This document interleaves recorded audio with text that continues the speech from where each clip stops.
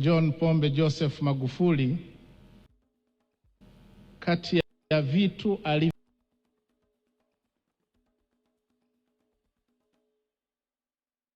alivyokuwa ananisisitiza sana, na Watanzania kwa ujumla mnakumbuka, ni kumtegemea Mungu. Kwangu mimi nina kumbukumbu ya pekee sana. Wakati fulani mgongo ulikuwa unanisumbua, nilipomweleza zawadi aliyonipatia, sijui Mama Janet kama unafahamu, alinipatia kitabu cha mawaridi. Lakini pia alinitafutia masista kutoka Karagwe kuniombea. Lakini unakumbuka vizuri, wakati nimeugua alinishirikisha katika upendo wa familia.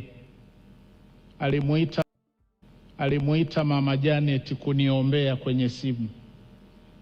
Tumsifu Yesu Kristo. Naomba Watanzania wenzangu, ili ni fundisho kubwa, tulishike. Asijifanye mtu ni mjanja. Kumtegemea Mungu ni maarifa makubwa sana. La pili, mimi nilibahatika kuwa mmoja wa wasaidizi wake wa karibu. Aliniteua kuwa mkuu wa Mamlaka ya Mapato Tanzania, akaniteua kuwa waziri wa fedha na mipango. Na kati ya vitu ninavyokumbuka, aliniagiza kwamba kwanza, hii nafasi umepewa na Mungu, ukaifanye sawa sawa.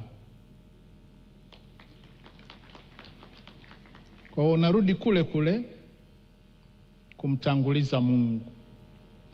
Lakini aliniambia uweke jitihada kubwa kukusanya mapato ya serikali. Na Watanzania ni mashuhuda, chini ya uongozi wake tulifanya jitihada kubwa kupandisha makusanyo ya kodi. Nilipoingia ofisini tulikuwa tunakusanya kwa mwezi bilioni 850. Ndani ya mwezi mmoja tukafikisha trilioni 1 na bilioni 300. Lakini hiyo haikutosha. Kubwa zaidi, aliniagiza kwamba msimamie matumizi ya serikali. Kwa hiyo yeye hakuwa na mchezo katika hili. Na leo nitasema, kuna wakati aliona orodha ya viongozi waliokuwa wanakwenda nje ilikuwa kubwa sana. Sitawasema ni akina nani. Kwa kuwa fedha zilikuwa ni nyingi, nikaona siwezi kufanya maamuzi, nikasema nipate mwongozo wa mkubwa wangu.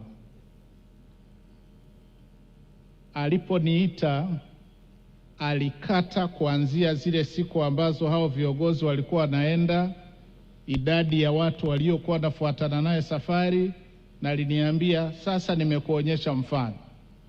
Wewe umefanya vizuri kukusanya mapato, sasa unataka kuzigawagawa ovyo, usirudie, koma.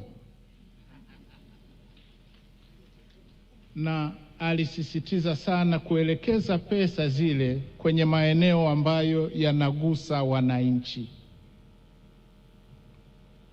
Kwa kweli, Watanzania tunayo haki na haja ya kumwombea rais wetu hayati Dr. John Pombe Joseph Magufuli, kama hajafika kwa Mungu, aweze kumpokea mbinguni, maana mambo yaliyofanyia taifa hili ni makubwa sana.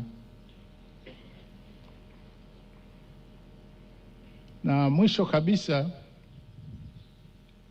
Mama Janet na familia, ukae ukijua kwamba taifa lote tuko pamoja na wewe.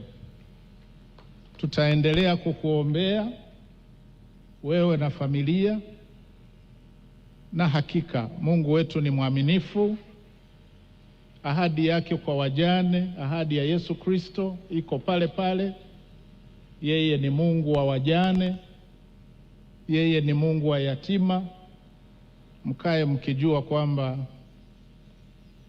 iko siku ambayo sisi wote tutakwenda kufurahi na baba yetu JPM kama tulivyozoea kumuita kwa Mungu mbinguni. Asanteni sana kwa kunisikiliza.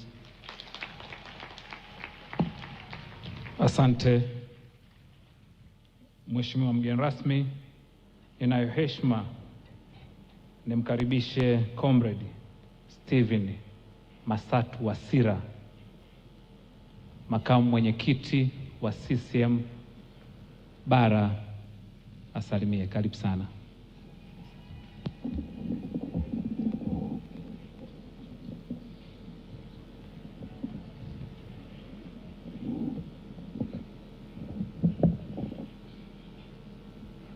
Comrade Dr. Nchimbi, makamu wa rais wa Jamhuri ya Muungano wa Tanzania,